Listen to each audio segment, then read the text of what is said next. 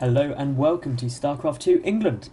The game we're about to watch is an old MLG game between Complexity Gaming's RSVP and a Zerg player called Swing. So if we switch over to the game now, the map we are playing on is Telderim Altar. We've got Swing in the bottom right and we've got Complexity's RSVP in the top left.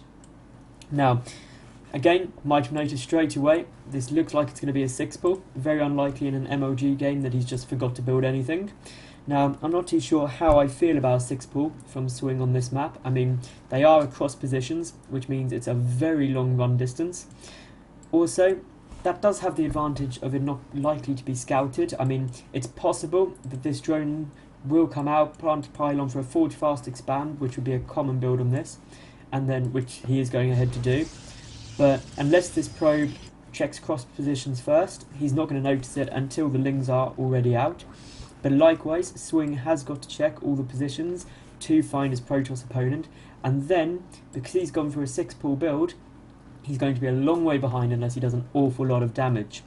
Now, as far as damage goes, I mean, if this is a forge fast expand as I expect, he does have the opportunity to do a lot. The cannon won't be down in time, so if he picks off this pylon, he could do a lot of damage. He will certainly delay the expansion, but again, depending on what RSVP does in his main, he might be able to hold this off, or at least not take too much damage. Again, for Swing, a lot of this early game depends on him doing a considerable amount of damage to start with, otherwise he's going to have a very large deficit on his economy compared to RSVP later on.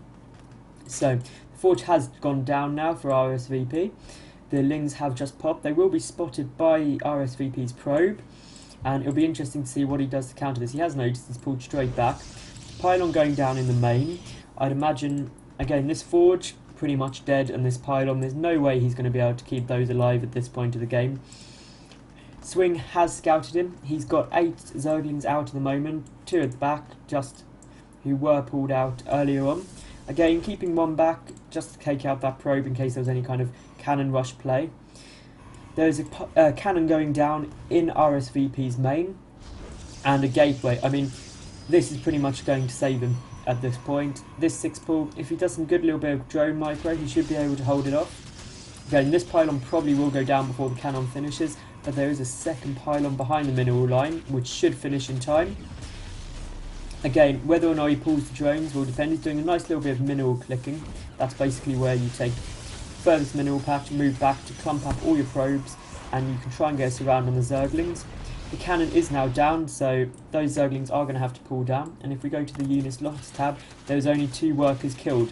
Now, again, not a great position. He will take down this forge and also the pylon. But if we go to the loss tab, he lost, well, he's going to lose about 450, 500 minerals at the end of it. But in relation to that, he's already 6 drones behind, which is never a position you want to be in this early on in the game. Obviously, having so few workers will cause a slight issue on the economy. A second gateway is coming up for RSVP now, and he is chrono boosting out another zealot. That'll mean that really these lings will do no more attack damage coming in. I mean, the cannon itself will hold it off quite nicely. The zealot will be able to kite it. I mean, there might be some vulnerability around on this second gateway, just out of the cannon's range. I think Swing will monopolise on that. But now that zealot's out, that area is going to be clean. Those 4 lings won't be able to take out a zealot on their own. Switching back down to Swing's base. Again, good injects as you would expect. I mean, they're pretty much perfectly on. Bang on. And he is catching up slowly with the drone count. But I mean, obviously, with 2 gateways coming out, I mean, they're being chrono boosted. So that's going to be 2 more zealots coming out. So there'll be 4 zealots. I'd imagine a counterplay is going to be coming in. And it does seem like it will. And that's going to cause some problems for Swing in the end, because, again, zealots against lings are pretty nice. I mean, there are no upgrades down at the moment, so the zealots will take 3 hits to kill each Zergling. But without full surrounds, they basically make mincemeat out of any lings. And with 4 of them coming in, it could cause a lot of problems. Swing also looking like he's getting ready to gear up to take this expansion. Again, Swing is so far behind that it's very unlikely that he's going to be able to put on any pressure. There are quite a lot of lings out. I mean, 4 more on the way. He's already got 14 out. Again, that's lava you did want to be making drones with to try and catch up from the very all-inish nature of doing a 6 pull that early. Again, these zealots will be pushed back, but with 2 more coming in, it could be quite a close fight. This round will get off. Metabolic boost won't be finished in time, unfortunately. Again, some nice micro on these zealots. They will all go down though in the end, but not without taking quite significant losses for Swing. Again, Swing's hatchery is now down. If we go back to the drone count, we'll see the Protoss player is still a good 6 probes ahead rather, which again is giving the economy lead, which is allowing him to build up nicely. With the cannon coming down and the zealot completing the wall off, these lings aren't going to be able to get in the base, which means that RSVP is going to be safe for pretty much the near future. He hasn't actually transferred any probes over to this assimilator yet, so there we go now. So again, +1 is going down. Now +1 is an absolutely brilliant upgrade when you're facing a lot of ling aggression, purely because if your zealots are 1 attack upgrade ahead of the Zerg player's armor upgrades, then zealots will 2-shot Zerglings as opposed to 3-shotting them. Warp gate research is going down at a fairly standard time, so is robotics facility. For our Zerg player, we have got Lair on the way. Again, quite an early timing for Lair. I mean, it is possible that there could be some form of airplay coming on, but again, he's still, I believe, quite... Oh no, he has just overtaken the Protoss player in worker count, which means that his economy is up and running. The Lair timing, not too bad. I mean, we'll wait and see what he does with it. Again, this front wall though isn't going out anytime soon. Another photon cannon, 2 photon cannons going down, so really, to be honest, there's no easy way for the Zerg to break down that wall without doing a very all-in style play. Perhaps a Baneling bus might just get through. Again, heavy roach push, but nothing which the Zerg player will want to commit to, especially in his current position. Lair is now done, and so are all 4 gases are on their way, or finished. So the Zerg player ramping up really into a nice mid-game position. Observer is on its way out for the Protoss player, so the Overlord has been actually scouting everything nicely, but will now get taken out. Another observer is on the way for the Protoss player. So again, he's clearly going for quite large numbers of observers, which is good. They can spread them out to all the cross bases. Make sure the Zerg isn't taking any expansions the Protoss won't be aware of. Again, some more warp gates coming down. This brings us up to 6 gates and 1 robotics facility. So again, will be interesting to see. The spire's about halfway done now for the Zerg player as well. Mutaplay obviously very, very effective against Protoss, especially in this position. It's got really very low stalker count. There are some cannons down, but I do believe that this observer is going to scout this spire before it finishes, so with any luck our Protoss friend RSVP will manage to cannon down on the mineral lines. Already putting a pylon on there so he can easily cannon off, which will stop any too early harass, and a 3rd base being hidden up in the top right corner for Swing. Again, I like the positioning of that. The observer probably won't pick it up for quite a while. Might sneakily get out that extra bit of income, and Immortal is on its way. Again, against this setup at the moment with no roaches, no roach one down at all, the Immortal not going to be very effective. I mean, Lings eat Immortals for breakfast. The Lings are still spread out nicely, checking for a 3rd. The Overseer is going around checking for other bases. I mean, not too much checking's being done down in the bottom left position. The Observer is on its way, moving up to the top, so we'll scout that 3rd, which again isn't ideal for Swing. Again, in preparation for the Mutas, the cannon has gone down. There are a couple out. I mean, there are 7 Mutalisks, but against 2 cannons and a large bunch of sentries, probably won't be too effective. Again, depending on the timing, might manage to snipe a few sentries. There is 1 going down, 1 sentry down. Again, not really worth it. Took a lot of damage on one of his Mutalisks, and the front is now pretty well defended. +1 armor is also on its way, which will put the Protoss player very, very ahead in upgrades, as the Zerg player is only just about to finish his +1 melee. +1 air is also on its way down. Some drones are being built down here now, and a queen. up on the top right. Again, this is just adding to more saturation. If we go to the worker count, we'll see the Zerg has reached this kind of 80 drone mark, which is a nice position to be in. Dropping down some more spine crawlers to knock it back down to about 75, which is ideal. Very oversaturated as is natural. Should be transferring quite a lot of those drones up. Again, may not want to just because of giving away that it is there, although the Overseer has scouted it, I do believe. No, the Overseer hasn't actually scouted it yet. I do apologise. So if we go back up, the third is being taken down for RSVP. He's in a very nice position at the moment. A nice lot of Stalkers and Sentries. Pretty well defended from the Mutalisks at his main as well. There's a Dark Shrine going down, so we might actually see some Dark Templar coming in, which, again, not much detection. There is a detection coming down in the main entrance to the base, but again, may just be able to sneak past, possibly. We'll wait and see. At the top right-hand base, there is no detection at the moment, which means that will be very vulnerable to Dark Templar. These Mutalisks are making a nice job of the Stalkers, however. Again, they are being repelled, but they're taking down a couple of Stalkers. Stalkers not ideal against Mutalisks due to their bonus damage only being done against armoured units. Again, quite a few cannons coming down to make sure there's good defence of this third. Mutalisk will be observed, and those probes might go, no. Probes luckily did manage to run away just in time, although all of these sentries will go down, possibly a Zealot as well.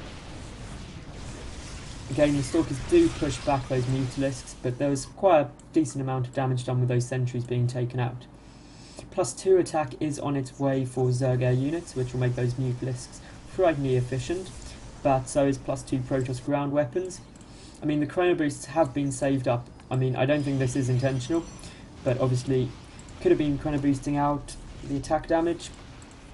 The Dark Templar are now out in the base. We've got an Observer coming down, which will pick up this fourth force swing. The other Dark Templar are going over, but there is actually now a Spore Crawler down at this top right-hand base, so they won't do any damage down there, although they could, in theory, do quite a bit of damage to the bottom left-hand base. These Mutalisks still flying around, but with all the Observers positioned around, I mean, there's great map coverage. RSVP's got a great idea of where all that Mutalisk flock is going.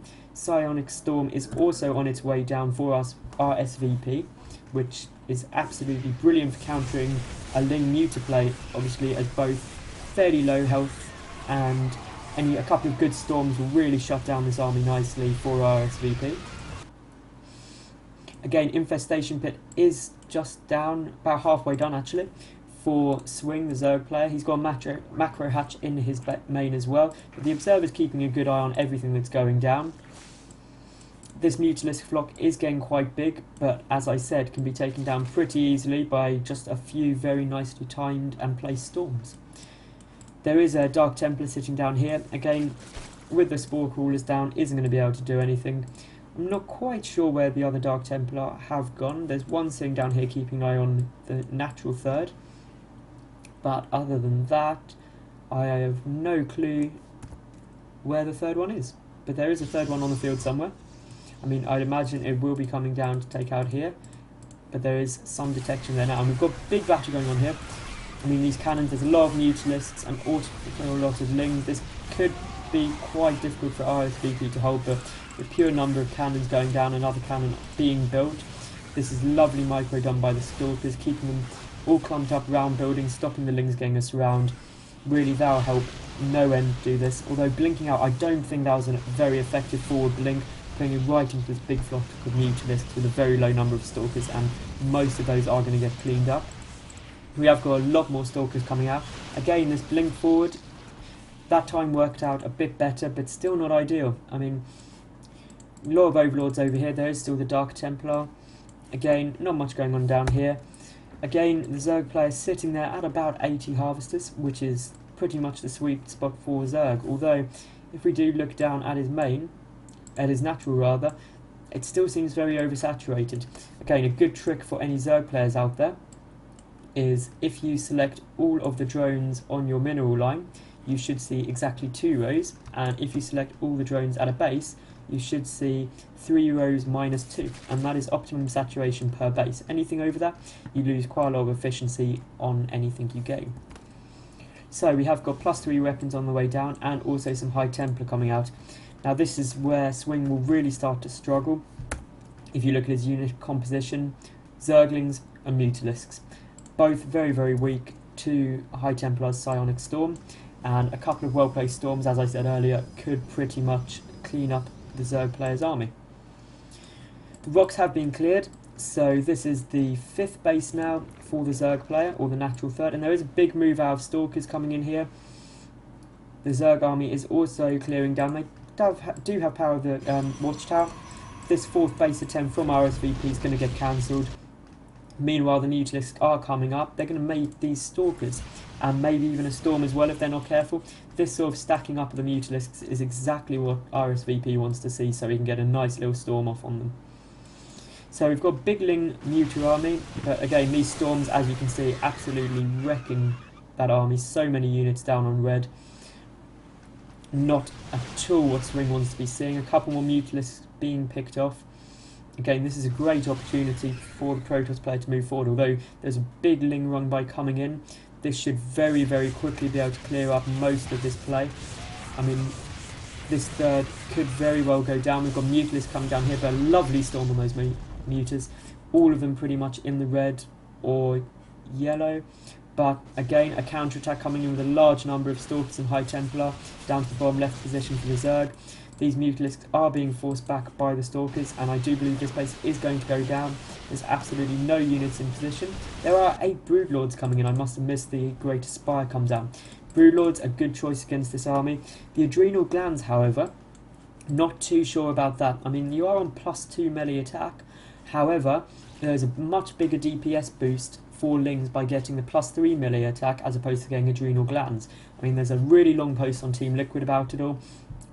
Any Zerg player, definitely go and check it out. You'll see the +3 is far better. Also, with Broodlords, the +3 will also help the Broodlings, which will hopefully shut down all of these Stalkers. I mean, the Stalkers have got blink, so could always blink forward. A nice blink forward could snipe a couple of these Broodlords, but if we take a look at the unit counting station, we've got 10 Broodlords out, 13 Mutalisks, hardly any ground army at all. There is Pathogen Glands finally going down for the Infestation Pit. I mean, I would have liked to have seen some Infestors out earlier. A great way to really shut down these Bling Stalkers, and not to mention the fact that if you have Broodlords and Infestors mainly in your army, that is a really hard unit composition for a Protoss player to try and deal with. So, there is a couple of Lings going to be sacrificed to this big Protoss bull. Again, this Dark Templar, not able to run in yet, but without any creep here, that Spore Crawler will eventually die once the creep recedes. So the top right base here is going to go down. There is a Ling Muta push, which is going to pull back to try and defend it. The Broodlords also on their way in. All of this army could very well go down now. 1 Fungal Growth did go off from those Infestors there. 3 more in the production tab and quite a lot of Lings. These Broodlords are in a lovely position, still quite vulnerable to Storms though. The Mutalisks and Lings are staying back to avoid those Storms. The Blings were extremely nice. Any of those High Templar go down now will be a massive bonus for Swing. Again, the Storms are going down. Not very effective against Broodlords, as Storms do have quite high health, but against Mutapacks like that, Storms are absolutely fantastic. So again, the Protoss army was cleaned up. These Stalker reinforcements should also get taken down quite easily by the Zerg player. So again, Swing in quite a nice position here. If we go to the unit counting tab, there are an Archon, a couple of Zealots and Stalkers out, but again, the food tab really says it all. 125 food to 109. It's a slight advantage for Swing, but again, Swing has got another base down over RSVP. Surprisingly, this 3rd only just getting some drones to it. Both gases have been down. There's no saturation here. If we go quickly over to the income tab, the Protoss has got a very high lead on probes, but that base is pretty much mined out. His main is completely mined out. So it's 1 mining base to 2.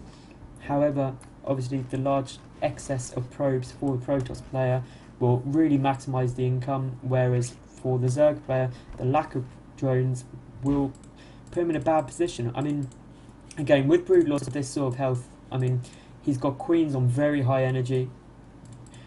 Get some transfuses off, these units are going to make or break the game for him. With Blink Stalkers moving forward, again, one nice blink forward and you can snipe off 4 of these Broodlords incredibly quickly. There are some transfuses going off now. Hopefully we'll see something going on. There are infestors out now as well. Again, very hard unit composition for the Protoss player to deal with, especially when still stuck on these 3 braces. Again, 3 ground attack and 2 ground armor to 2 ground attack and 0 ground armor and 2 air attack and 0 air armor. So the Protoss does have a very clear advantage. A lot of splash damage will be coming in from these Archons against the Mutalisks if they cluster up, and also we've got quite a few Storms queued up ready to go.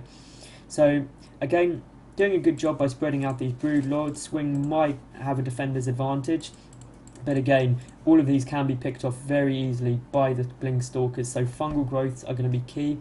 Again, spreading out these Mutalisks from the Stalkers and also the Psionic Storms. And likewise, these Lings are going to be all been pretty much useless against 3 attack Zealots. This Zealot being suicided in just to have a quick look at what sort of army he will be dealing with, and he is going for the push. I mean, might be quite close. We'll wait and see. There's a good fungal growth from those Stalkers there. They will get taken down.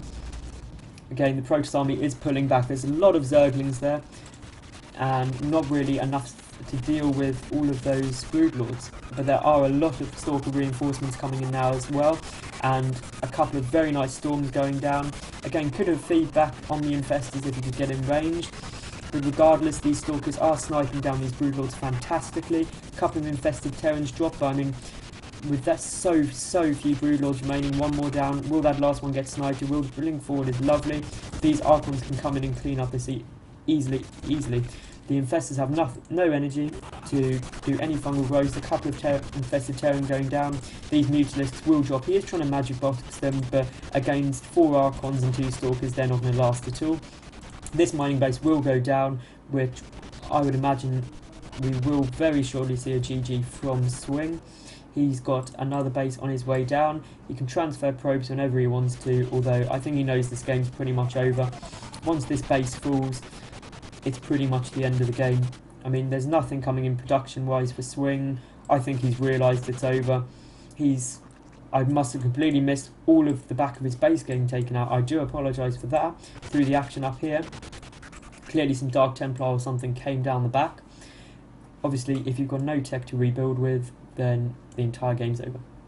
Anyway, thank you for listening. Hit the subscribe button and I'll try and keep some more games up in the future.